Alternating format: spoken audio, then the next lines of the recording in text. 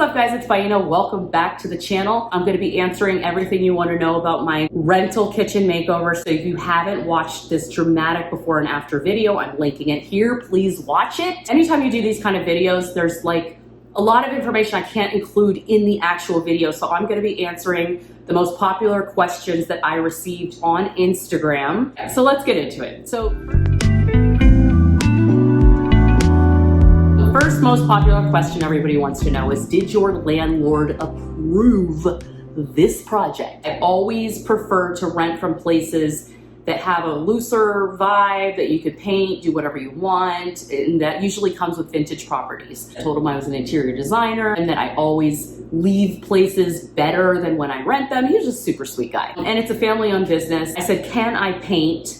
And they were just like, yeah, just make sure you use a good quality paint.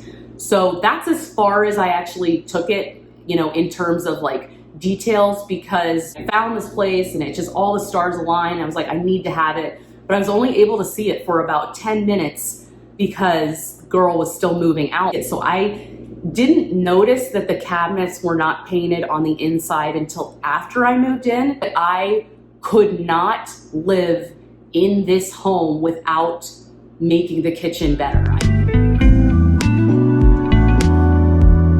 So I actually never intended to paint this kitchen myself, and I did have a painter that I was going to hire. It turned out to be kind of flaky. He canceled a bunch of times, said he would do it for $1,500, but he wasn't going to prime the inside of the cabinets.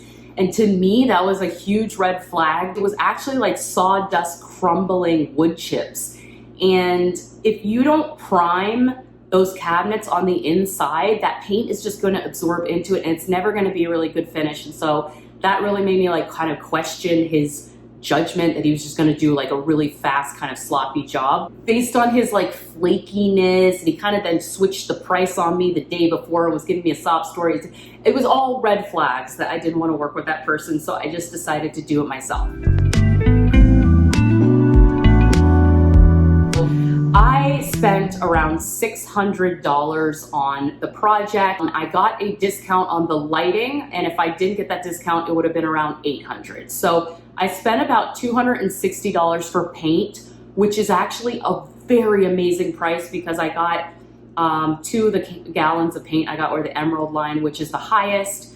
I do have like a discount with Sherwin-Williams as a designer, so I was able to save money on that. I spent about $200 on supplies, so paint brushes, paint rollers, plastic, paint liner trays, all of that stuff, because I moved here with literally nothing. It's kind of a lot of money, I think. My light fixtures, I ordered from my friends at Practical Props. They were $100 each, and then they ended up refunding me the money as a gift because, like I've said, I've used them for 8 years. I just thought that was so generous. I was not expecting that. I ordered them fully expecting to, to pay, but I saved money there. And then I spent about $100 on accessories and decor. Maybe a little bit more, because again, I like moved in with like not a lot of stuff, okay? So I had to buy everything, but I did do a lot of like budgety things from Target, things from Homegoods, a couple Goodwills. Even my little cloud painting behind me was only $20 and it's hand painted from Etsy, so sweet. $600 I invested was for me, for my satisfaction, for me to love my place. Plus I have a YouTube channel for interior design, guys. Like, it's an investment in my business. It's not a loss to make your home beautiful and enjoyable to you, even if you rent it, in my personal opinion. $600 is not that much money, okay? Prepping was just as much work as it was to paint. Lightly sanding down on the inside and out all of the cabinets. I had a screwdriver to remove an insane amount of staples. I had to tape up all the window panes on the doors, and then I just needed like plastic to cover the floors and the ceiling and the cabinets. There's nothing easy about removing 12 doors from the 1940s that have been painted over for 60 years. It was impossible to take these hinges off. And that is an extra layer of work that I feel like is unnecessary if you are renting a property. I cleaned all of the inside of these hinges that had been painted over sloppily with nail polish remover because I was like so lazy to go get like paint remover.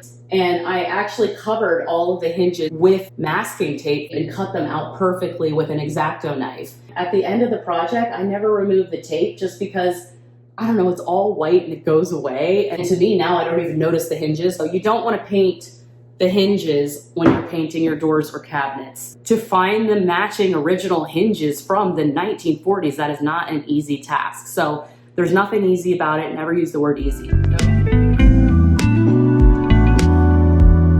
Yes, you can absolutely use this color in other rooms, but just go ahead and get a sample and then paint that on the poster board and leave it in your room for a couple of days because it's gonna look different in any other space than it does here. But I was actually researching what kind of paint colors are you supposed to use in dark rooms. In my video, I covered the fact that you need to create contrast to make it feel like bright. But the second part of that is in a dark room, you actually want to use colors that have a gray undertone, and it's also a different level of saturation. And I just kind of gravitated towards that because it was sort of feminine but unexpected. As soon as I painted that sample on the poster board, I was in love and I knew I made the right choice.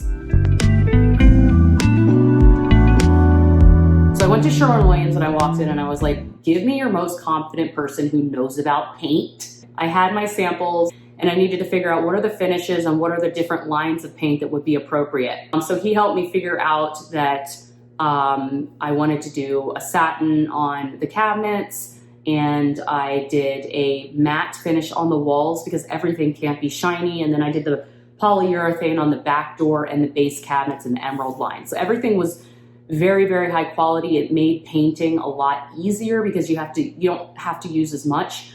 And on the ceiling, we just did the contractor grade, just regular ceiling paint. That was like the cheapest.